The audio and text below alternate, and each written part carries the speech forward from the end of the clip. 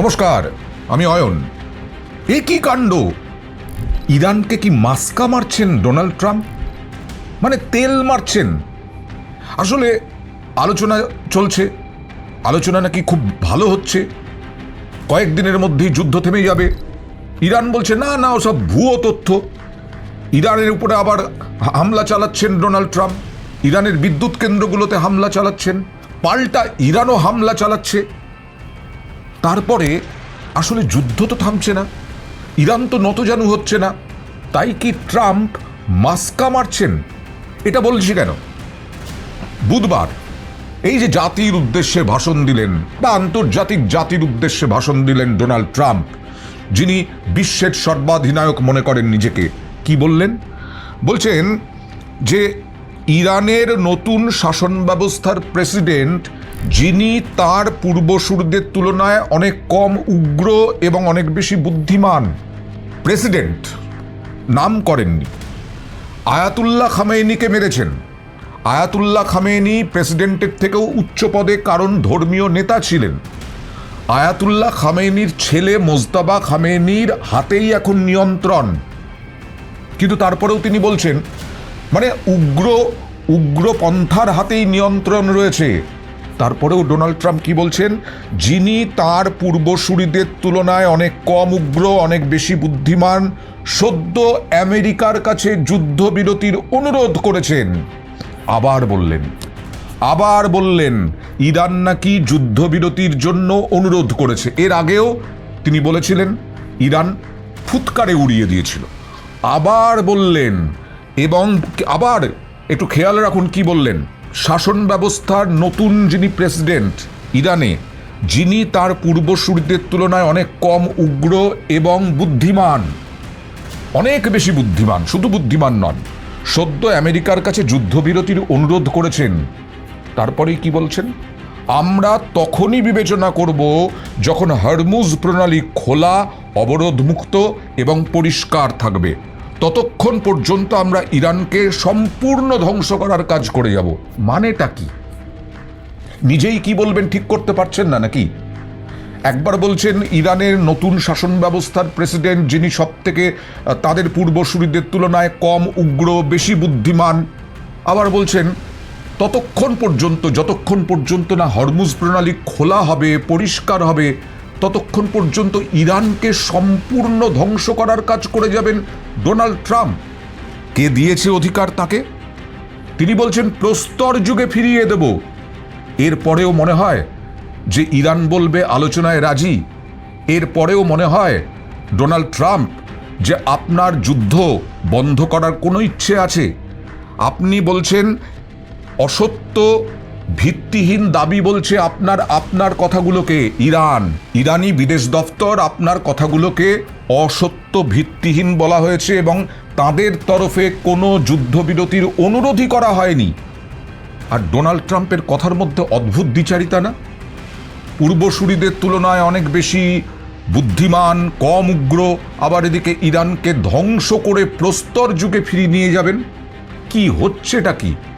এইভাবে গোটা বিশ্বকে একেবারে তছনছ করে দেওয়া হচ্ছে। মানে গোটা বিশ্ব এখন আতঙ্কে কাঁপছে যে আগামী আরও 1 মাস যদি যুদ্ধ চলে, তাহলে গোটা বিশ্বে তেলের পরিস্থিতি খুব খারাপ হবে। শুধুমাত্র আমেরিকার জন্য নাকি? শুধুমাত্র আমেরিকার জন্য আপনি কি লড়াই করছেন? আপনি একদিকে বলছেন আলোচনা চান, আরেক দিকে বলছেন একেবারে যুদ্ধ করে ধ্বংস করে দেবেন ইরান। শুধু কি আমেরিকার জন্য যুদ্ধ করছেন? আসলে কি আমেরিকার কোনো উন্নতি হচ্ছে? আমেরিকাবাসীকে খুঁচিয়ে দিল ইরান।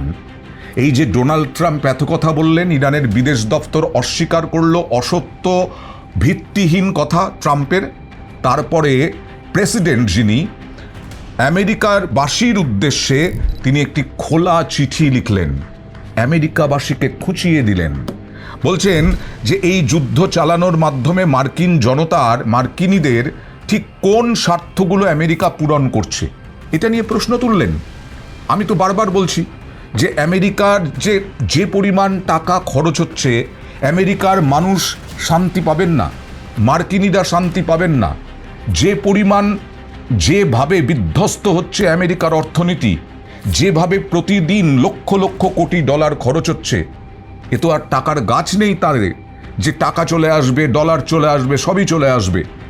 তেল তো তাকেও বিক্রি করতে হবে, তেলের পরিস্থিতি তো তারও একটা সময় খারাপ হবে। তখন আমেরিকা কি করবে? আমেরিকার স্বার্থে এই যুদ্ধ হচ্ছে কিনা, আমেরিকার মানুষ কি পাচ্ছেন, একেবারে সেই প্রশ্নই তুললেন ইরানের প্রেসিডেন্ট। খোলা চিঠিতে লিখলেন যে মার্কিন জনতার ঠিক কোন কোন স্বার্থ আমেরিকা পূরণ করছে। 1 মাসের বেশি ধরে চলা এই যুদ্ধ পরিস্থিতি প্রত্যেকের জন্য ব্যয়বহুল। আমেরিকার জন্য ব্যয়বহুল, ইসরায়েলের জন্য ব্যয়বহুল, ইরানের জন্য ব্যয়বহুল। তাহলে কি ব্যক্তিগত স্বার্থ চরিতার্থ করার জন্য? যেমন ডোনাল্ড ট্রাম্প, তিনি এসে ঘোড়ার বাঘের পিঠে চেপে বসেছেন, তিনি আর নামতে পারছেন না। তিনি এবার তার ইগো দেখছেন। বেঞ্জামিন নেতানিয়াহু, তার নির্বাচন তিনি করছেন না, তিনি ভোট করছেন না, তাকে আন্তর্জাতিক যুদ্ধাপরাধী বলে দেগে দেওয়া হয়েছে, তিনি শুনানিতে যাচ্ছেন না। কেন? এই যুদ্ধ করে যাচ্ছেন, ব্যক্তিগত স্বার্থ পুরো। এবং মার্কিন প্রশাসন কি সত্যি আমেরিকা ফার্স্ট নীতি মেনে চলছে? হ্যাঁ, ডোনাল্ড ট্রাম্প ক্ষমতায় এসেই বলেছিলেন আমেরিকা ফার্স্ট, অর্থাৎ আমেরিকার স্বার্থই প্রথম, আমেরিকার মানুষই প্রথম তার চোখে, অন্য কোনো দেশ নয়। তাই তো বিভিন্ন দেশের জন্য বিভিন্ন রকম নীতি, অভিবাসন নীতি, এই সমস্ত তিনি প্রয়োগ করেছিলেন, নতুন করে নিয়ে এসেছিলেন। আমেরিকা ফার্স্ট, আমেরিকাই আগে, সবখানে আমেরিকা আগে। আর সেইখানেই একেবারে খুঁচিয়ে প্রশ্ন তুলছেন, আসলে কি আমেরিকা ফার্স্ট এই নীতিটা মানছেন? ডোনাল্ড ট্রাম্প নিজের নীতি নিজেই ডোবাচ্ছেন কিনা, এই প্রশ্ন তুলল। এরপরেও আরও প্রশ্ন যে আজকে যদি যুদ্ধ না থামে তাহলে আমেরিকার মিত্র দেশগুলোরও ক্ষতি হবে, তাদের দেশের মানুষও, সেই দেশগুলোর মানুষও ক্ষতির মুখে পড়বেন। তাহলে আমেরিকার ক্ষতি হবে, অর্থাৎ ডোনাল্ড ট্রাম্পের নিজের দেশ, যেখানে যেখানে মার্কিন সেনাঘাঁটি আছে, এই যুদ্ধ পরিস্থিতি ইরান ভয়ঙ্করভাবে সামলাচ্ছে, ইরানও পাল্টা হামলা চালাচ্ছে, এবং ইরান সেই মার্কিন ঘাঁটিগুলো যে দেশে আছে সেই দেশগুলোকে শত্রু ভাবছে, সেই দেশের মানুষগুলোরও ক্ষতি হচ্ছে। কার ভালো হচ্ছে তাহলে? একে তো আমেরিকার প্রেসিডেন্ট বারবার দাবি করছেন, সেই দাবিগুলো ফুৎকারে উড়িয়ে দিচ্ছে, নস্যাৎ করে দিচ্ছে। আবার অন্যদিকে মাস্কারা মারছেন ইরানকে। কি করবেন আদৌ কি ভেবে পাচ্ছেন না ডোনাল্ড ট্রাম্প? আবার প্রশ্ন, কার জন্য? গোটা বিশ্বের জন্য তো নয়ই, আমেরিকার জন্য কি ভাবছেন ডোনাল্ড ট্রাম্প?